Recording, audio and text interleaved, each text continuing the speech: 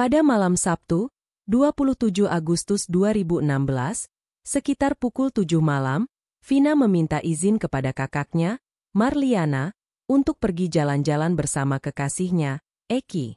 Vina dan Eki berangkat dengan sepeda motor untuk menikmati malam mereka. Namun, perjalanan romantis ini berubah menjadi tragedi yang memilukan. Pada dini hari Minggu, 28 Agustus, sekitar pukul 1 pagi, pasangan muda ini ditemukan tidak bernyawa.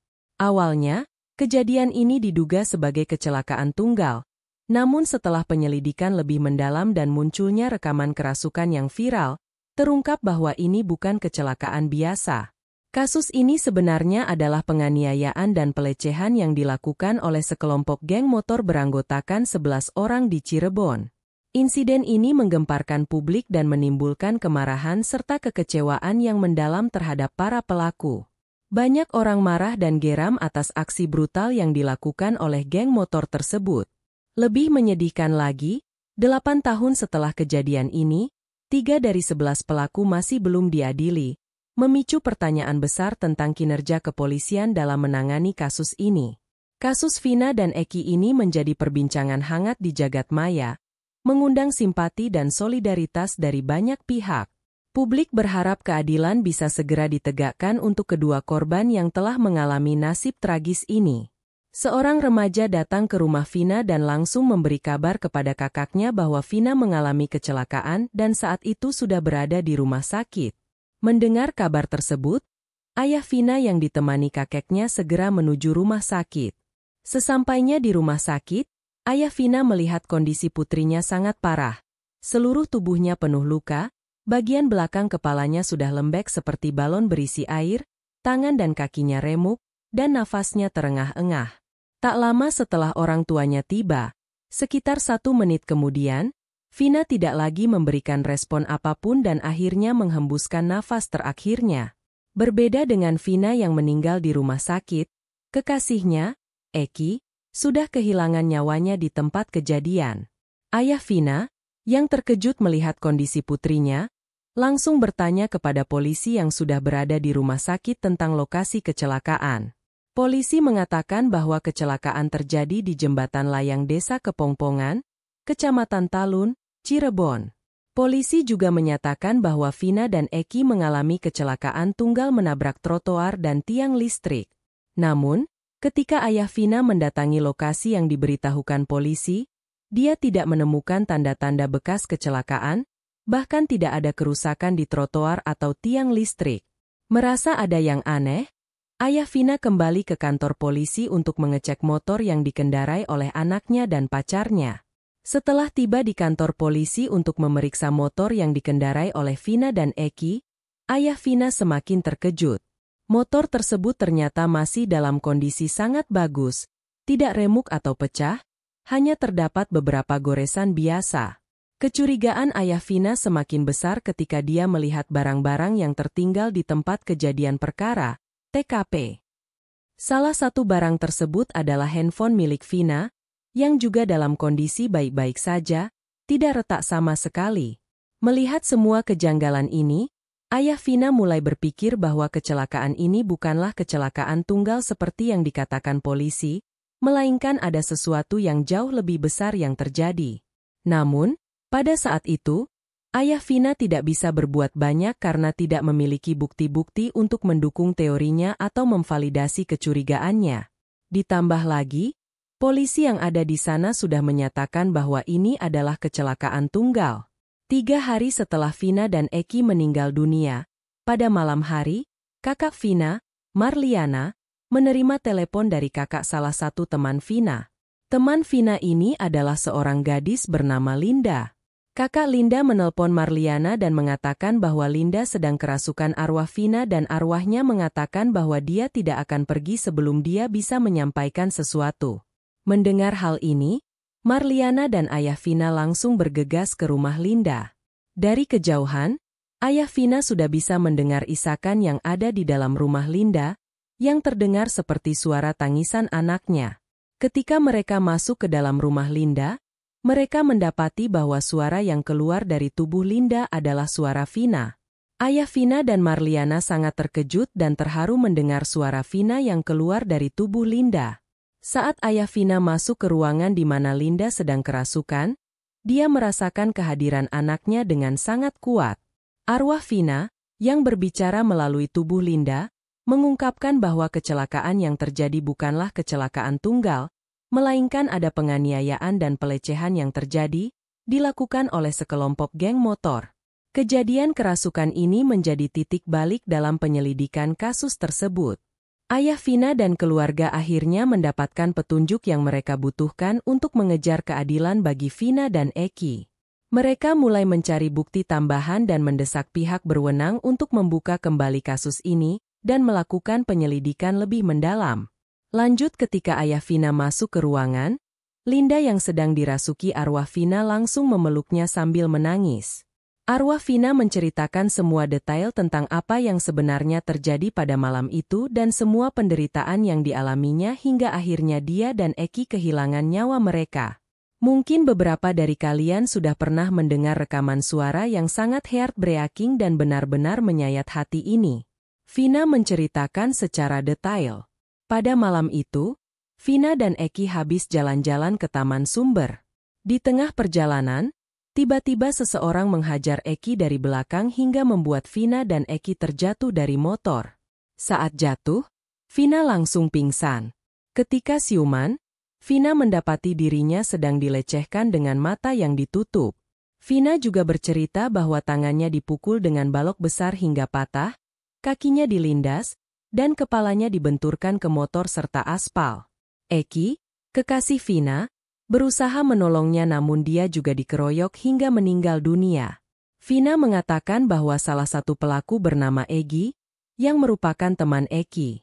Egi ini suka dengan Vina, dan karena Vina tidak membalas perasaannya, Egi merasa dendam. Berikut adalah beberapa kutipan dari rekaman percakapan arwah Vina yang menyayat hati. Siapa deh? Anaknya polisinya Dede nggak kenal? Nggak kenal. Kabur ke Jakarta 2 orang. Kabur ke Jakarta 2 orang? Iya. 2 orang itu nggak ada yang kenal deh? Enggak. Berapa orang yang nganuin Dede tuh? 12 orang. Tangan Dede dipukul pakai balok gede. Dipukul tangan Vina patah.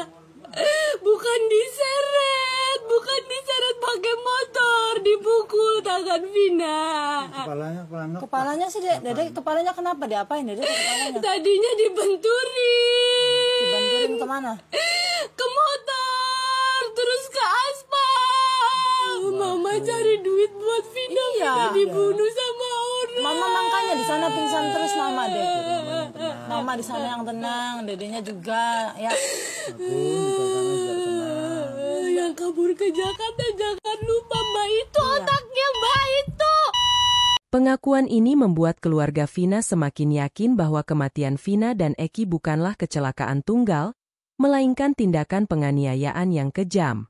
Mereka bertekad untuk mencari keadilan dan mendesak pihak berwenang untuk mengusut kasus ini lebih lanjut dan menuntut para pelaku untuk dihukum sesuai dengan perbuatannya. Marliana, kakak Vina, mengonfirmasi cerita ini dengan mengatakan bahwa Vina memang pernah bercerita tentang seorang laki-laki yang suka padanya. Namun Vina tidak membalas perasaan tersebut. Marliana menyarankan Vina untuk menolak laki-laki itu dengan baik-baik. Namun, situasi semakin memburuk ketika laki-laki tersebut, yang ternyata adalah Egi, semakin agresif. Vina bahkan sampai meludahi Egi karena dia sering memegang Vina secara tidak pantas. Marliana menceritakan bahwa, si Egi itu suka sama almarhum adik saya. Cuman kan dia sudah ditolak dengan baik-baik, tapi makin ngunjak nih si laki-laki sampai kelepas kontrol. Almarhum diludahin karena sering megang-megang gitu. Dengan pengakuan ini, keluarga Vina semakin yakin bahwa kematian Vina dan Eki bukanlah kecelakaan tunggal, melainkan tindakan penganiayaan yang kejam. Mereka bertekad untuk mencari keadilan dan mendesak pihak berwenang untuk mengusut kasus ini lebih lanjut dan menuntut para pelaku agar dihukum sesuai perbuatannya. Lanjut setelah Vina bercerita melalui tubuh Linda, Pihak keluarga yang sempat merekam pengakuan arwah Vina kemudian mengirimkan rekaman tersebut ke pihak kepolisian. Rekaman ini, meskipun tidak utuh, berisi pengakuan penting bahwa Egy adalah otak dari penyerangan tersebut dan bahwa dia telah kabur ke Jakarta. Marliana juga menyertakan foto Vina dan kondisi motor yang baik-baik saja, menunjukkan bahwa kecelakaan tersebut tidak mungkin menyebabkan kerusakan fisik yang parah pada Vina dan Egy. Keesokan paginya, setelah menerima bukti-bukti ini, pihak kepolisian langsung bergerak cepat untuk melakukan investigasi ulang. Dalam proses penyelidikan, polisi menemukan banyak kejanggalan dalam kasus ini. Salah satu kejanggalan utama adalah bahwa orang yang pertama kali melapor ke polisi tentang kecelakaan tersebut adalah teman dari Vina dan Egy. Polisi kemudian melakukan penyelidikan lebih dalam dengan mencari informasi dari orang-orang yang berada di sekitar lokasi kejadian pada malam itu. Seorang pedagang sate mengaku melihat geng motor di sekitar lokasi pada malam Sabtu, saat Egy dan Vina sedang bermalam minggu.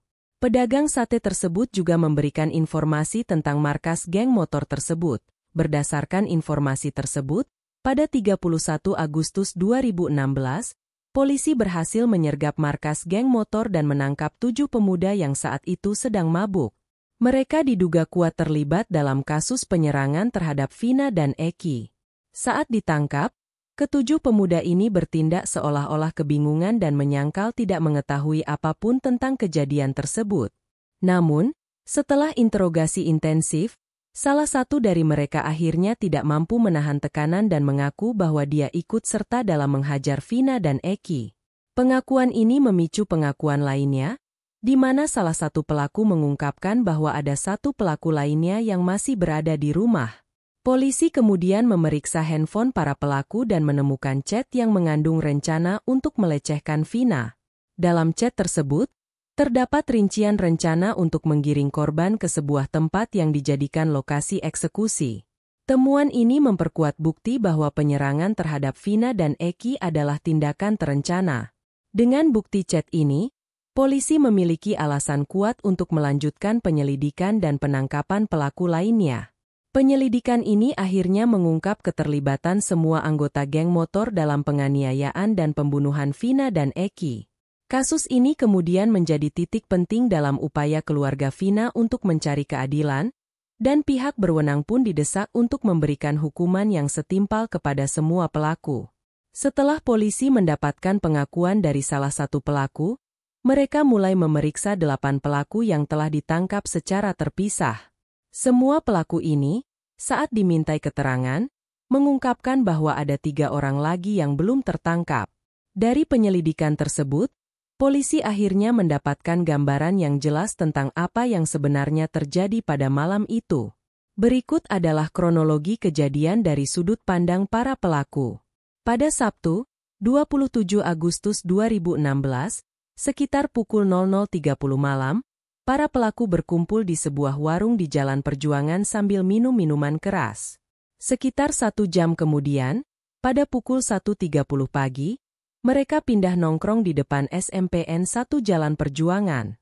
Salah satu teman mereka, Andi, melaporkan bahwa geng motornya bermasalah dengan geng motor XTC dan meminta bantuan dari geng motor Moonraker untuk mencari kelompok geng motor XTC tersebut.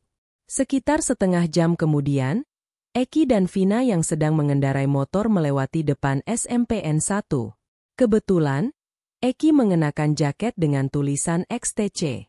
Para pelaku yang baru mendapat laporan dari Andi, langsung mengira Egy dan Vina adalah anggota geng motor XTC.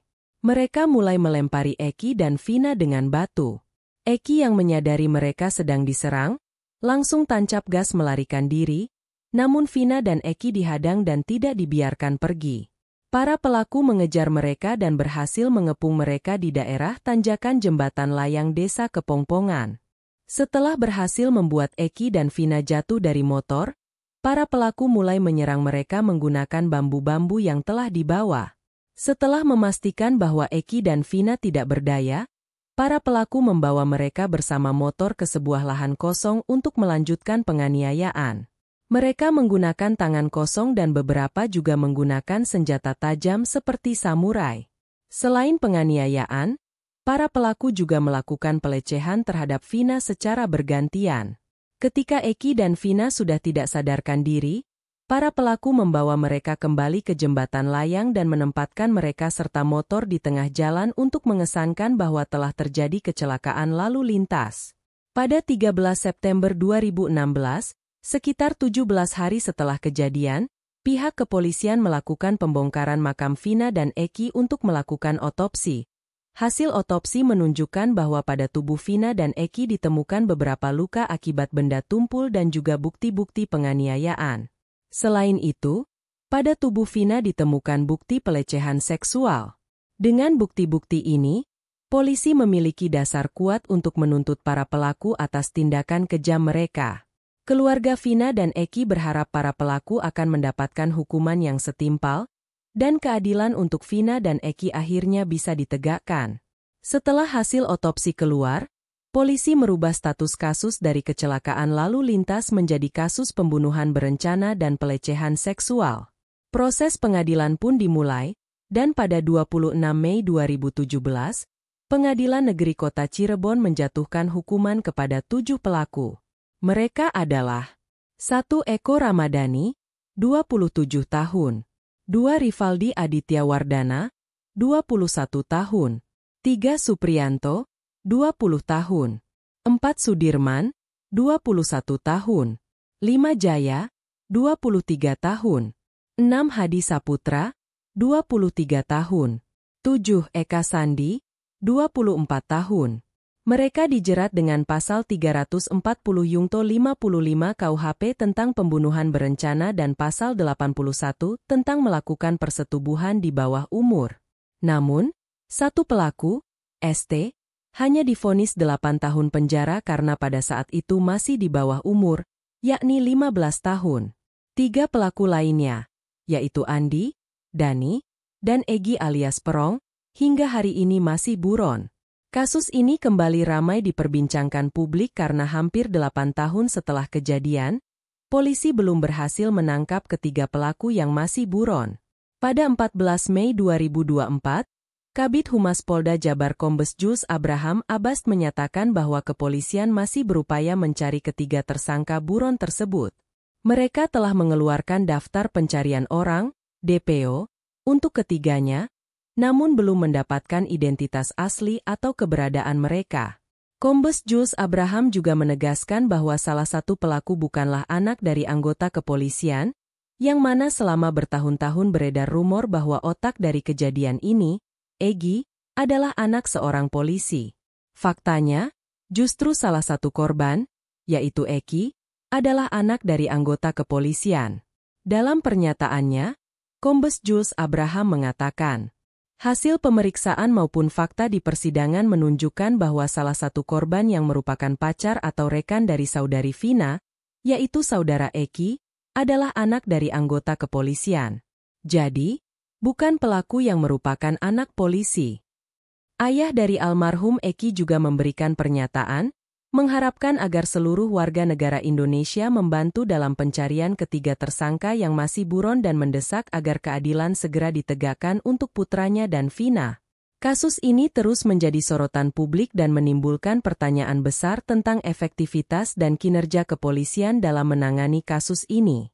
Keluarga korban dan masyarakat luas berharap agar para pelaku segera ditangkap dan diadili sesuai hukum yang berlaku.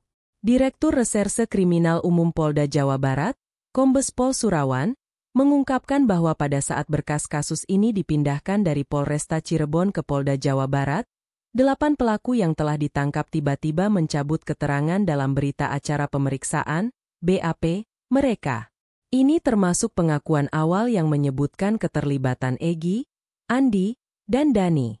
Surawan menyatakan bahwa para tersangka mencabut semua keterangannya saat dimintai keterangan kembali di Polda, yang menjadi kendala besar dalam mengungkap 3 pelaku yang masih buron.